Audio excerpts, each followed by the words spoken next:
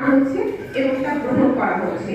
সুতরাং এই সময়ে এই এরকম একটা ভয়াবহ পণ্যের বৈধতা পেলে মাদকের ব্যবহারও বৃদ্ধি পাবে এবং ভয়াবহভাবে তা বৃদ্ধি পাবে বলে আমরা আশা করছি।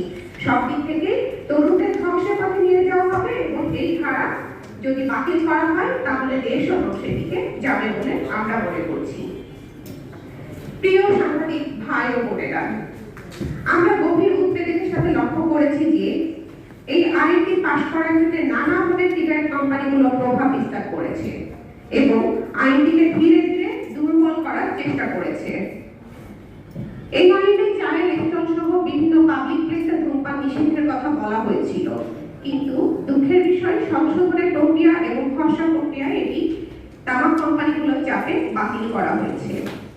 পরবর্তীতে অধ্যাদেশ আকারে যখন আইনটি উপস্থাপন করা হয় তখন এই আইন থেকে সিগারেট বিক্রিতে লাইসেন্সিং প্রসেস, ফ্লেভারযুক্ত সিগারেট নিষিদ্ধকরণ এবং